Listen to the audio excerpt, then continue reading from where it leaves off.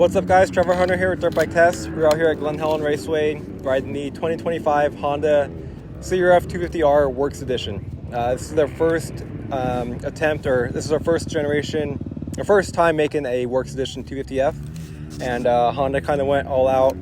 They got the coated forks and coated forks, 18 mil shock shaft, polished cylinder head, Yoshimura exhaust, and a few other goodies here and there. But there's quite a few, significant changes to this bike that are more than just bling items. There's a lot of performance value to a lot of the changes they made. And today we're going to talk about it. Overall, this bike is really, really solid. We were able to ride a stock Honda 250F, new Honda 250F as well today, and we'll have a separate video kind of talking about the main differences between that. But it is quite substantial, the difference between bike to bike, and this bike is very impressive to say the least. Starting with the power, there's a lot of power across the board. I wouldn't say it's the best power in any certain area. I think some bikes have a little bit more on the bottom, some have a little bit more in the mid, some are a little bit better on top. But overall, this bike has a lot of just good, usable power across the board. And I'd say it's one of the better motors in that sense, in that it's not just a one-trick pony. Kind of does it all. Like I said, really good bottom. If you roll third gear in some of the corners or make a mistake, it pulls through and recovers well. You get into the mid-range and it pulls really hard there, and maybe not quite as exciting on top as some of the other 250s, but you can still rev it pretty good, and it pulls pretty far up there. Like I said, it's not the most rev happy bike out there, but it still pulls quite high, and for most people, I think it makes plenty of power up on top. To the point where we never felt like we wanted to stay in the gear longer. We always felt like we were shifting right at the right time, and it just worked really well like that. Move on to the suspension. This might be one of the biggest difference between the stock and this bike, but the suspension worked really, really well. Very firm, but not harsh feeling. There wasn't a whole lot of extra movement. The bike just felt really planted and stable. Like I said, you don't really feel the suspension moving underneath you a whole lot, but it soaked everything up, from the small little chop and chatter and square edges that Glen Helen had today to there's a couple bigger saddle up areas. It just the bike stayed up in the stroke a lot and didn't really move a whole lot, whereas the stock bike, there's a lot more movement, and a lot of stock production and suspension, there's a lot of movement. This bike, there's little movement, and really good hold up, but it still has a really good small bump compliance, which was really impressive on this bike today. So suspension, definitely with all the upgrades with the coatings and whatnot and the bigger shock shaft, there's a lot of performance value to that. And can move on to the handling as well. This bike for the most part, it felt pretty stable. The track wasn't super beat up today. There wasn't a whole lot of bikes out there, but we got rough enough that we were able to get a pretty good feel for it. And stability-wise, the bike felt pretty solid.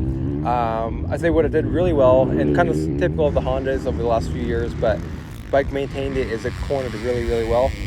Whether you're hitting the inside ruts or you're railing some of the outside berms, the bike felt really, really solid in the corners.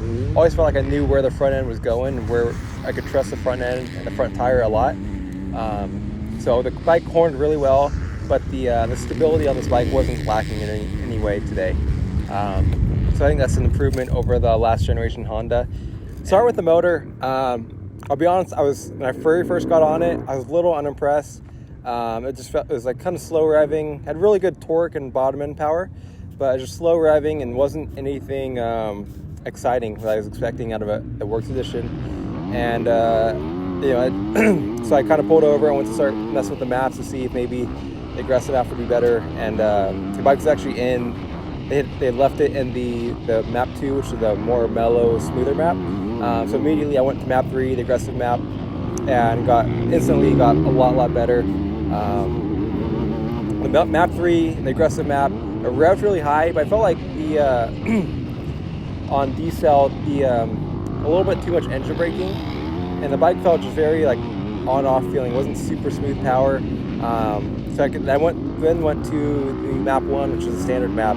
That ended up being my favorite map of the day. So here at Glen Helen, the map 1 felt like really good overall usable power from bottom to top. It got through the rev range pretty quick, pulled hard, across the rev range, and overall was just the most exciting and usable power for me.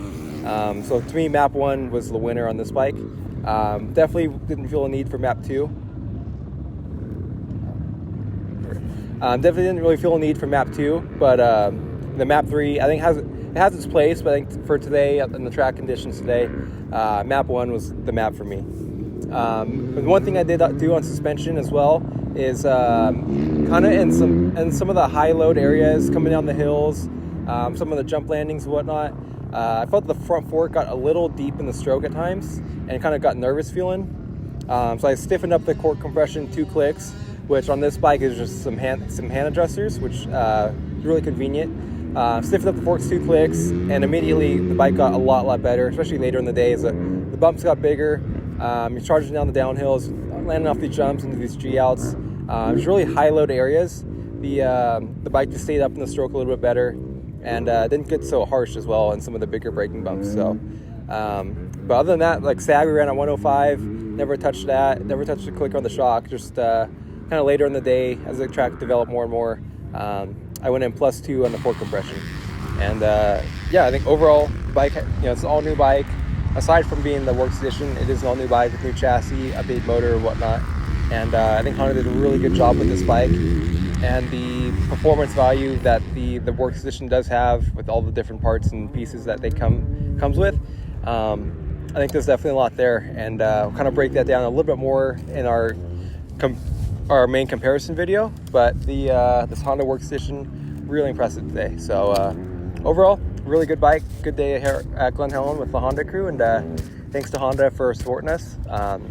For more on any of our recent testing, just visit us at dirtbiketest.com. You can email me at Trevor@dirtbiketest for any related questions, and yeah, we'll see you at the track.